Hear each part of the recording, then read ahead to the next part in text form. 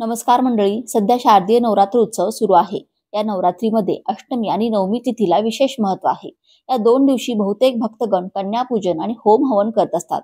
यंदा शारदीय नवरात्र 10 दिवसांचे आहे. अष्टमी आणि नवमी तिथी कोणत्या दिवशी तर पहा. पण 2025 मधील नवरात्र नवमी 1 ऑक्टोबर रोजी साजरी केली जाईल. कारण नवमी तिथीची समाप्ती 1 ऑक्टोबर रोजी सायंकाळी 7:02 आहे. या दिवशी दुर्गा मातेची पूजा, हवन आणि कन्यापूजन केले जाते, ज्यामुळे देवी दुर्गाचा आशीर्वाद मिळतो आणि जीवनात सुख व समृद्धी येते. नवमीला देवी दुर्गाच्या विविध रूपांची पूजा केली जाते. अष्टमी आणि नवमीला कन्यापूजन केले जाते, ज्यामध्ये देवी सरस्वती, लक्ष्मी आणि कालीमाता यासारख्या देवींच्या स्वरूपांचे प्रतीक मानल्या जाणाऱ्या कुमारिकांचे पूजन केले जाते. नवरात्र उत्सवातील नवमीला हवन केले जाते, जे नवरात्रीच्या पूजेचा एक महत्त्वाचा भाग मानला जातो आणि याच्याशिवाय पूजा पूर्ण होत नाही. अष्टमीला आणि नवमीला कन्यापूजन केल्याने देवी दुर्गाचा आशीर्वाद मिळतो असे मानले जाते. कन्यापूजनामुळे जीवनात सुख, समृद्धी आणि शांती येते. 22 तारखेला घटस्थापना झालेली होती. बघता बघता नवमी आणि दशमी जवळ आलेली आहे, म्हणजे दसरा जवळ आलेला आहे. बऱ्याच जणांकडे नवमीला घट जे आहेत तर ते हलवले जातात आणि बऱ्याच जणांकडे दशमीला घट हलवले जातात. तर नवरात्रीचे 9 दिवस घटाचे पूजन केले जाते, म्हणजेच आपल्या कुलदेवीचे पूजन केले जातं. नवरात्रीचे 9 दिवस म्हणजे देवी आईच्या 9 रूपांचे पूजन या नवरात्रीच्या 9 दिवसांमध्ये केले जातं. आता 2025 मध्ये नवरात्रीची सांगता म्हणजे घट जे आहे तर ते कधी उठवायचे आहे, त्याचबरोबर घटाला नैवेद्य काय दाखवायचा आहे, तो कोणत्या दिवशी दाखवायचा आहे, त्याचबरोबर नवरात्रीचे जे उपवास आहेत, बरेच जण नवरात्रीचे 9 दिवसाचे म्हणजे नवरत्नाचे उपवास करतात. बरेच जण उठता बसता असे उपवास करतात. तर नवरात्रीचे हे उपवास कधी सोडायचे, उपवास सोडताना आपल्याला कोणता पदार्थ खायचा आहे, त्याचबरोबर नवरात्रीमध्ये जी घटाला कडाकणी बांधली जाते तर ती कडाकणी कोणत्या माळेला बांधायची असते आणि देवीला अर्पण करायची असते. आणि सर्वात महत्त्वाचं, घट हलवताना ते कोणत्या दिशेला हलवायचे आहेत, पूर्णाचे दिवे किती बनवायचे, कधी बनवायचे, उपवास सोडताना कोणता पदार्थ खावा, पूर्णाच्या दिव्याचे काय करावे, अखंड दिवा कधी उचलावा, अखंड दिव्यातील वातीचे काय करावे, घट हलवल्यानंतर घटाचे काय करावे, आपल्या देवघरातील देवांची पूजा कधी करावी. त्याचबरोबर बरेच जण 99% लोक या 3 चुका करतात. या 3 चुका आपल्याला टाळायच्या आहेत, तरच आपल्याला या नवरात्रीचे संपूर्ण फळ हे प्राप्त होत असतं. तर या चुका कोणत्या आहेत, घट हलवत असताना तो पहिल्यांदा कोणत्या दिशेने हलवायचा आहे, तर अशी संपूर्ण माहिती आपण आजच्या या व्हिडिओमध्ये पाहणार आहोत. त्यामुळे तुम्ही हा व्हिडिओ शेवटपर्यंत नक्की पहा. चॅनेलवरती नवीन असाल तर सबस्क्राईब करा आणि व्हिडिओला एक लाईक करून कमेंटमध्ये जय माता महागौरी असे नक्की लिहा. नवरात्रीची सांगता म्हणजेच घट जे आहेत बसवलेले तर ते आपल्याला कधी हलवायचे आहेत, घट कधी उठत आहेत, तर यावर्षी 1 ऑक्टोबर 2025 ला बुधवारी नवमी तिथी आहे, म्हणजेच महानवमी आहे. आणि या महानवमीला 1 ऑक्टोबरला बुधवारी घट जे आहेत तर ते उठत आहेत, म्हणजे हलवले जाणार आहेत. आता जर तुमच्या घराची परंपरा असेल की नवमीला तुमच्या घरामध्ये घट हे हलवले जात असतील, तर 1 ऑक्टोबरला बुधवारी महानवमीला घट हे हलवले जाणार आहेत, म्हणजे उठवले जाणार आहेत. आणि बऱ्याचशाच घरामध्ये अशी देखील पद्धत असते की दसऱ्या दिवशी म्हणजे दशमीला घट हे उठवले जातात, हलवले जातात. जर तुमच्या घराची किंवा भागाची अशी पद्धत असेल की दसऱ्या दिवशी घट हलवले जात असतील, तर 2 ऑक्टोबरला गुरुवारी दशमी म्हणजेच विजयादशमी आहे, दसरा आहे, तर त्या दिवशी तुम्ही घट हलवू शकता. जशी तुमच्या घराची, तुमच्या भागाची परंपरा आहे, पूर्वापार जशी पद्धत आहे तुमच्या घरामध्ये चालत आलेली, त्याप्रमाणे तुम्ही घट हे हलवायचे आहेत. तर बघा, हे सगळ्यांना समजलं असेल. आता बघूया घटाला नैवेद्य काय दाखवायचा. आता घट ज्या दिवशी हलतात किंवा ज्या दिवशी घट उठवले जातात, त्या दिवशी तुम्हाला अगोदर घटामध्ये दहीभात हा थोडासा शिंपडायचा आहे आणि त्यानंतर आपल्याला पुरणपोळीचा नैवेद्य हा करायचा असतो. बऱ्याच घरांमध्ये पुरणपोळी नैवेद्यच केला जातो आणि तो नैवेद्य घटाला दाखवला जातो आणि त्यामुळे पुरणपोळीचा नैवेद्य महानवमीला करायचा आहे. घट उठवताना किंवा तुम्ही घट जर दसऱ्या दिवशी विजयादशमी दिवशी उठवत असाल, तर तुम्हाला पुरणपोळीचा नैवेद्य हा दसऱ्या दिवशी करायचा आहे.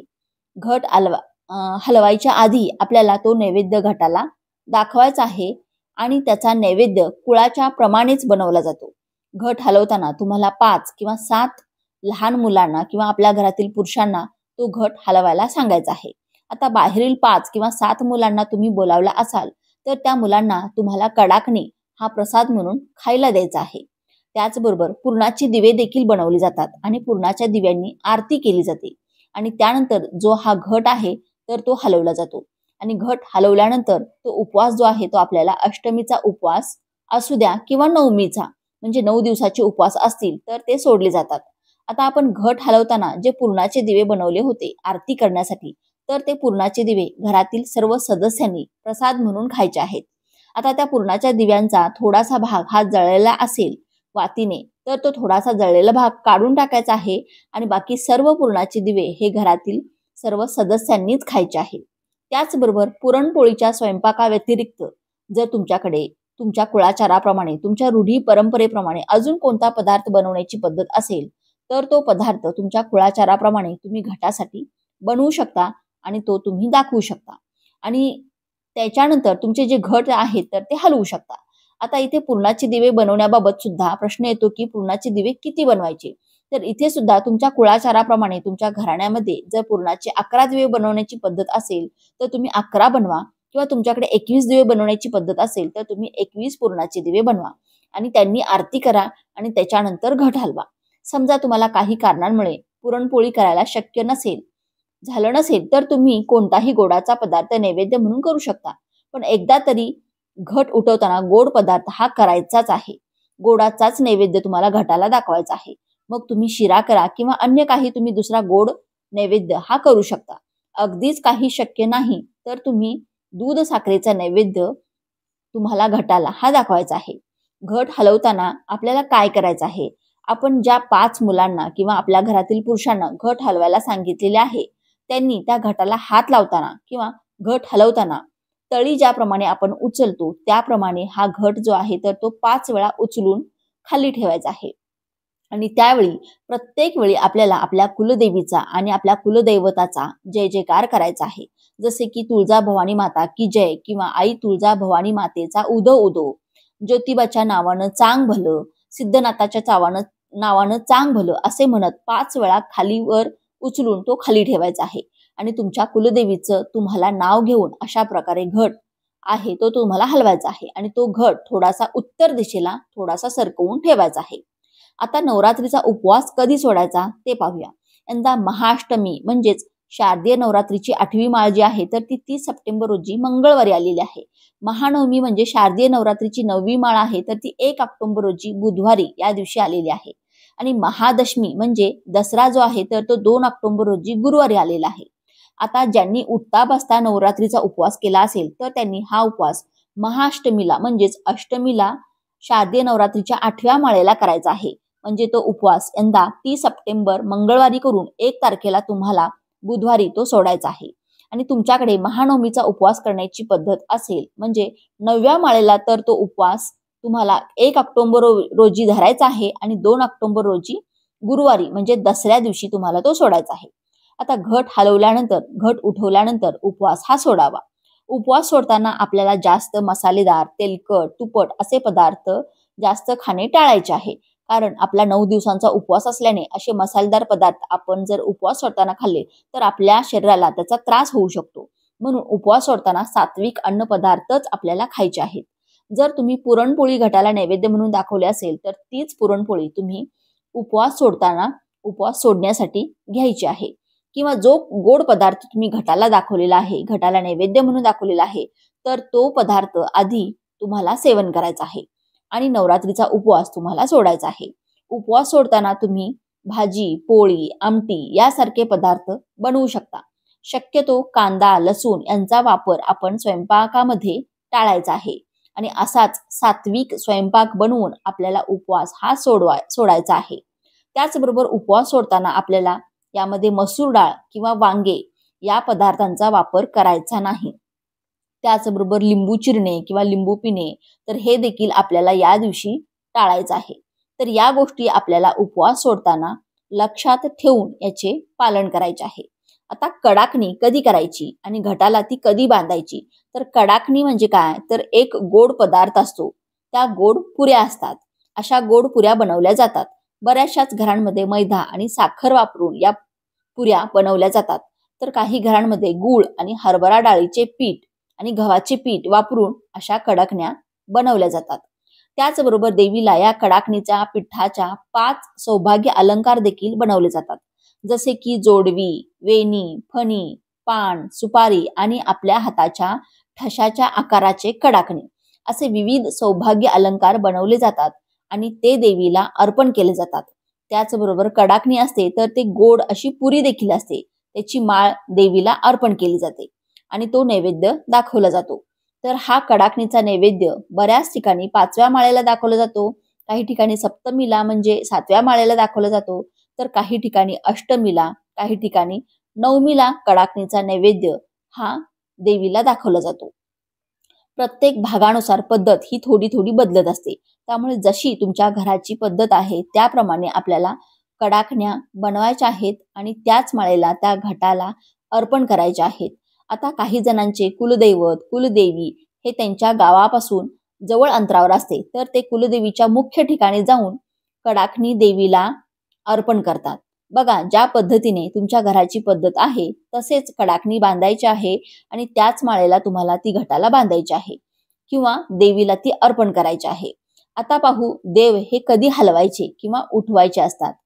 म्हणजे विड्याच्या पानावरती आपण जे देवघटी बसवलेले आहेत तर ते महानवमीला हलवले जातात, म्हणजेच 1 ऑक्टोबरला बुधवारी हलवले जाणार आहेत.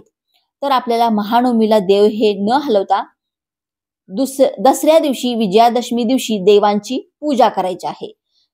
म्हणजेच विजयादशमीला, दसऱ्या दिवशी आपल्याला देव जे आहे तर ते पानावर बसवलेले असतात, घटी बसवलेले असतात, तर ते पान आपल्याला निर्माल्यामध्ये विसर्जित करायचे आहे आणि विजयादशमी दिवशी, दसऱ्या दिवशी आपल्याला देवांची देवपूजा करायची आहे. फक्त देव जे आहे तर ते नवमीला हलवले जातात आणि देवांची पूजा ही दसऱ्याला केली जाते. आता तुमच्याकडे जशी पद्धत आहे, म्हणजे काही जणांकडे नवमीला देव हलवल्यानंतर लगेचच देवांना आंघोळ घालून देवांची पूजा ही केली जाते, तर काही जणांकडे विजयादशमी म्हणजे दसऱ्या दिवशी देवाला आंघोळ घालून देवांची पूजा ही केली जाते. तुमच्या रीतीप्रमाणे, रीतिरिवाजाप्रमाणे तुम्ही करू शकता. त्यानंतर बघा, जो घट आहे तर तो हलवल्यानंतर त्या घटातलं जे पाणी शिल्लक आहे ते थोडंसं पाणी आपल्या घरामध्ये शिंपडायचं आहे, कारण 9 दिवस त्यामध्ये देवी तत्व हे उतरलेलं असतं. आपल्या कुलदेवीचा आशीर्वाद असतो, त्यामुळे आपल्या घरामध्ये ते पाणी शिंपडायचं आहे. ज्या सगळ्या माळा, जी विड्याची पानं वगैरे जे काही असतील ते सगळं आपल्याला निर्माल्यामध्ये आपल्याला टाकायचं आहे.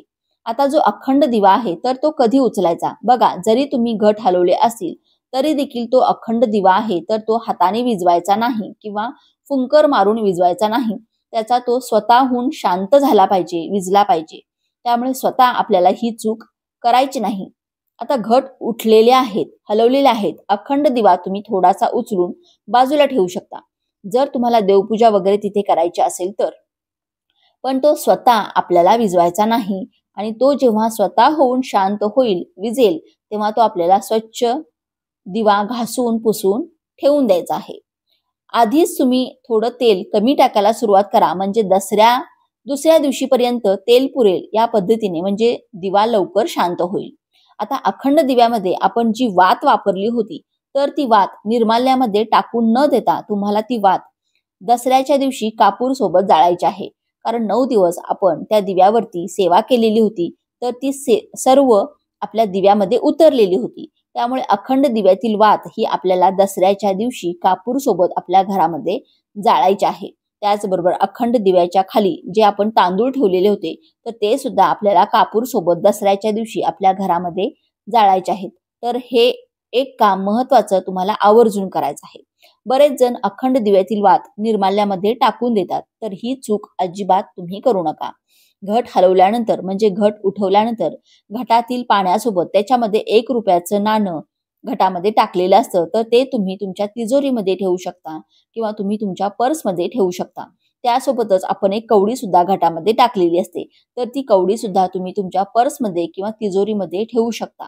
वर्षभर तुमच्याकडे भरपूर पैसा हा येत राहील आणि कधीही पैशाची कमतरता राहणार नाही. आणि बाकीचे जे साहित्य आहे, ज्या माळा आहेत, फुलांच्या ज्या माळा आहेत, जे काही घटाचं साहित्य आहे, घटासाठी वापरलेलं, ते सर्व आपल्याला पाण्यामध्ये विसर्जित करायचं आहे. आणि जो आपला घट आहे तर तो घट आपल्या घरामध्ये एखादं गार्डन असेल किंवा तुमची शेती जर असेल, शेतातील मातीमध्ये किंवा गार्डन मधील मातीमध्ये तुम्हाला तो घट पुरायचा आहे. कारण पहा, 9 दिवस आपण त्या घटावरती सेवा केलेली असते, त्यामध्ये देवी तत्व हे जागृत असतं आणि त्यामुळे तो घट आपल्याला पाण्यामध्ये विसर्जित न करता आपल्याच घरामध्ये ही सर्व सकारात्मक ऊर्जा राहावी आपल्या शेतामध्ये हे सर्व सकारात्मक ऊर्जा राहावी म्हणून हा घट आपल्याला वास्तूच्या आवारात किंवा शेतामध्येच तुम्हाला तो घट पुरायचा आहे. त्याचबरोबर 1, 2, 3 चुका भरपूर जण करतात. ते म्हणजे तो जो घटाचा नारळ असतो, दुसरं फळ म्हणजे आपण घटावरती ठेवलेला तो नारळ असतो, नवमीच्या दिवशी आपल्याला देवघरासमोर फोडून त्याचा प्रसाद म्हणून खायचा आहे. कारण बघा, आपल्या देवीचे स्वरूप म्हणून आपण तो नारळ पूजलेला असतो. त्यामध्ये एक देवीत्व तो उतरलेला असतो आणि त्यामुळे तो नारळ फोडून त्याचा प्रसाद करून आपल्या घरातील सर्वांनी खायचा आहे. आता प्रत्येक भागाची पद्धत ही वेगवेगळी असते. प्रत्येक घराण्याची पद्धत वेगळी असते. काही जण घटातील तो नारळ वाहत्या पाण्यामध्ये विसर्जित करतात. आता तुमच्या रीतिरिवाजाप्रमाणे तुम्ही तो नारळ पाण्यात विसर्जित करत असाल तर तो तुम्ही करू शकता. आमच्याकडे घटाचा नारळ हा देवघरासमोर फोडून घरातील सर्वांनी प्रसाद म्हणून खाल्ला जातो. कारण आपल्या कुलदेवीचं स्वरूप म्हणून आपण तो पूजलेला आहे. तर अशा प्रकारे आपल्याला आपल्या घरातील घट हे नवमीला हलवायचे आहेत. उपवास उठता बसता उपवास करणाऱ्यांनी उपवास हा अष्टमीला पकडून म्हणजे 30 सप्टेंबरला मंगळवारी पकडून नवमीला बुधवारी 1 तारखेला किंवा दसऱ्या दिवशी तुम्ही सोडू शकता. त्याचबरोबर अखंड दिवा हा तुम्ही स्वतःहून विझवायचा नाही. तो स्वतःहून जेव्हा शांत होईल तसेच कडाकणी देवीला नैवेद्य म्हणून जरूर अर्पण करायचे आहे. उपवास सोडण्यासाठी पुरणपोळीचा नैवेद्य हा अवश्य बनवायचा आहे. घटातील पाणी हे देव हलवल्यानंतर आपल्या संपूर्ण घरामध्ये शिंपडायचं आहे. कारण 9 दिवस त्या घटामध्ये देवी तत्व हे जागृत असतं आणि त्यामुळे ती सकारात्मक ऊर्जा आपल्या घरामध्ये राहण्यासाठी घटातील पाणी आपल्या संपूर्ण घरामध्ये शिंपडायचं आहे. फक्त टॉयलेट बाथरूम सोडून आणि बाकीचे राहिलेले पाणी तुम्ही तुळशीला किंवा इतर झाडांना घालू शकता. तसेच पुरणाचे दिवे हे फक्त घरातील व्यक्तींनी प्रसाद म्हणून खायचे आहेत. तर अशी सर्व माहिती मी तुम्हाला आजच्या या व्हिडिओमध्ये दिलेली आहे. कसा वाटला तुम्हाला हा व्हिडिओ आवडला असेल तर व्हिडिओला एक लाईक नक्की करा. चॅनेलला सबस्क्राईब करून आम्हाला प्रोत्साहित करा. तसेच आपण सर्वांनी हा व्हिडिओ संपूर्ण पाहिल्याबद्दल मनपूर्वक आभार. धन्यवाद. जय अंबे दुर्गे नारायणी.